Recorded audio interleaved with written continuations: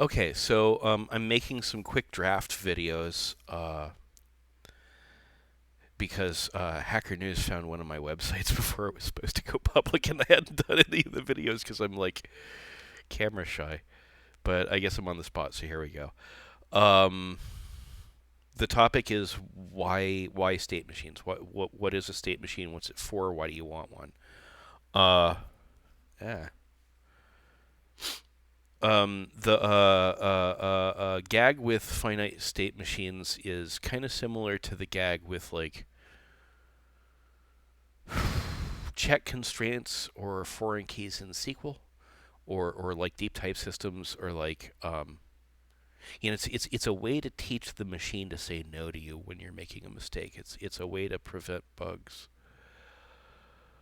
Um, and so the kind of people who like check constraints will pretty often also like finite state machines. And I wrote this language because I love finite state machines, but the ones that you can actually work with tend to be extremely verbose, and I wanted a domain specific language so it could be like little and quick and low effort, because I'm a low effort kind of guy. Um, and so I guess I want to use this is the live editor.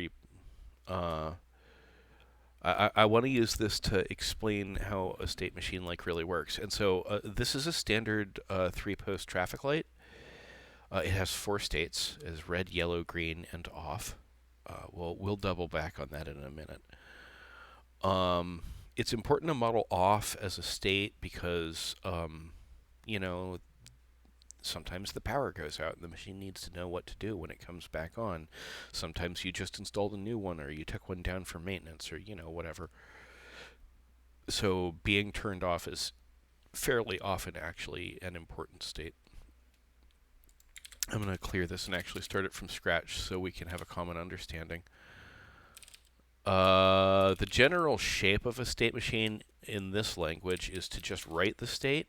If you need spaces or whatever, just put it in double quotes and an arrow and the other state, right? And so this is a two-state machine with a single transition which halts, right? Once you get to yellow, you're stuck, and that's why it's drawing it that way. Um, and you can chain these, so yellow ought to actually go to red, and then red ought to go to green. And now it no longer halts. There's no halting state. There's always exactly one place you can go. Um, and normally when I rate this, I rate red first because I'm lazy. And this machine will assume that the first state you write is the starting state. You can tell it otherwise by going up here and stubbing in the headers and finding start states. And I don't want to. I'm lazy. I'm too lazy for my own language. It's great. Um, and then also, we do want to model off. So red, yellow, green. Whoops. All can go to off. Of course, that means off is a terminal state. We don't want that. And off, I mean, what's it going to start in? We ought to start it in red, I think. And so you'll notice it doubles the lineup because red is allowed to be turned off and off is allowed to be turned red. And then otherwise you have your little three loop and any of them can go to off because the power can go out. Shoot the traffic light with a bazooka. It's off. And I mean, honestly, like I would like this diagram to indicate that the three edges in the center are more important, so I'm going to make them main loop. You do that with an equals instead of a dash, makes a fat arrow.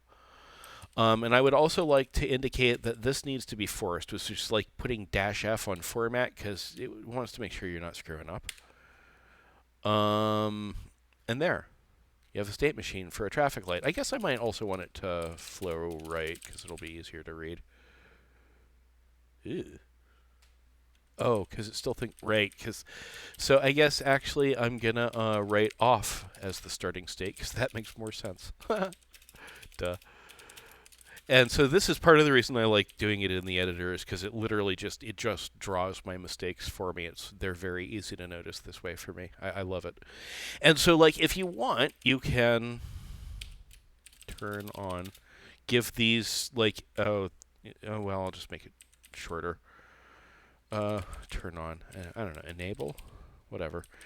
Um, and these, I don't know. These are like just verbs. I think they're called actions. Whoops. You should also put them in the right place.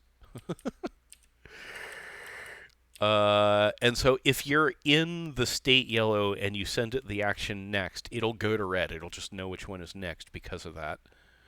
But if you're in state off and you tell it to go to next, it's going to go, I don't know what you're talking about, because off doesn't have a next state, right? Those could be whatever.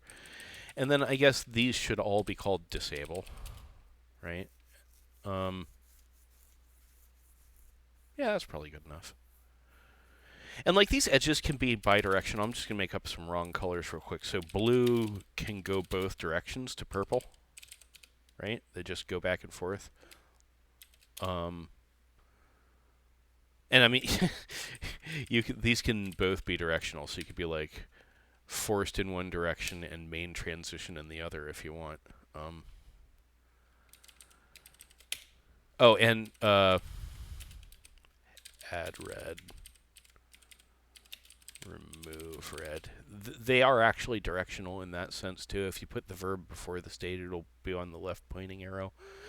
And like that looks silly, but actually when you use this language long enough, it turns out having the ability to write leftly in condenses a lot of ways to write things, especially around lists, right? So you might do A, B, C, T, D, E, F, G, T, H, I, J. Check this wacky stuff out. Right? So these things aren't meaningless. It will find big, complex graphs for you if you ask for them. Wow, that's a weird... it's correct, though, so... It put B and C in rank... Oh, there's fewer crossings that way. So if I add... But if I add... Oh, that's wild. Okay, enough of that. Go play with that later. So as you can see, this is a nice simple layout engine, but this is not a diagram, right? This is an actual finite state machine. When you load this, like it comes down to a proper state tree, and there's transitions indicated in their kinds. And sure, you can get the dot or the SVG for it, but also you can just load this up and put it in off and tell it what to do and step through it, and it can randomize. Why do we do these machines? Well, this is kind of a simplistic example. It's like, oh, you're in green, you can't transition to red. That'll prevent car accident. Oh, that's nice. But actually, there's a better way to write traffic lights, and you can see it right here. Traffic lights are bidirectional. They're not just north. They're north and east, right? So let's actually do it right, and it'll be clearer why this is of value, I think. So we're going to start with green north and red east to yellow north and red east, right?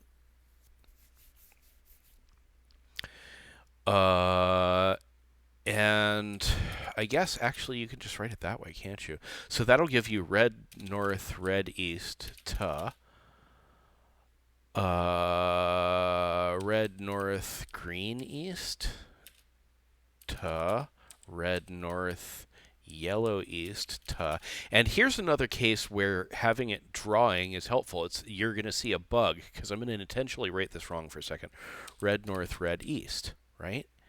And now you've got that weird little loop there, and you realize, oh, right, what red north, red east means is actually ambiguous. Is it the one that comes after the first set or the second set?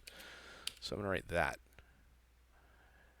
Well, now it's just a line. Well, yeah, that's because we didn't close the loop. So that ends in green north, red east. And now you have a 6-state loop where it's red one way, green the other way, then red, yellow the other way, then red, red both. Then it's green and red, and then yellow and red, and then red and red, and then it's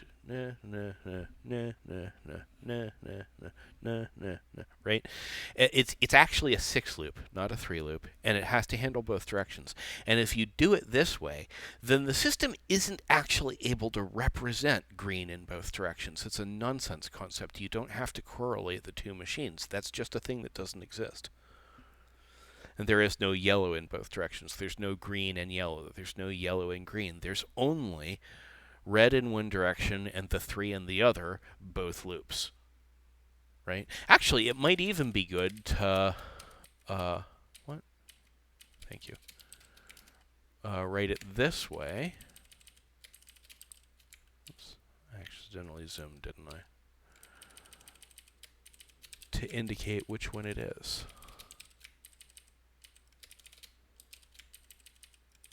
That way you don't even need the 2. You can just see which one's in control. Yeah.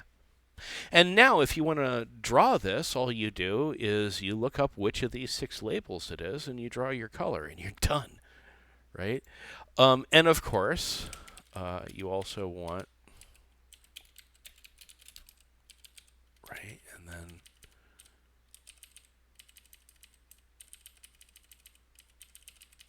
you also want this.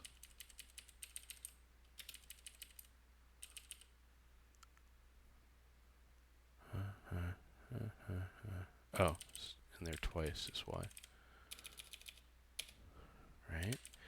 And off probably goes to red north dominant, red east. Right? And now you start seeing what's going on pretty clearly.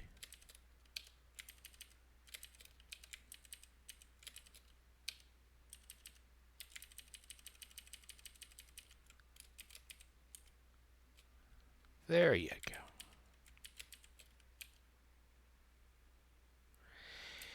And then you probably want to make red north, red east the first one.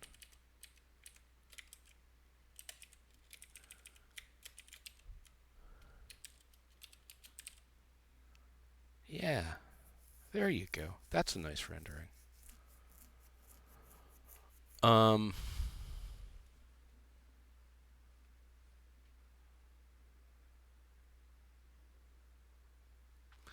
So the why would you do this as a state machine? Well, now a whole bunch of dangerous classes of representation are completely impossible.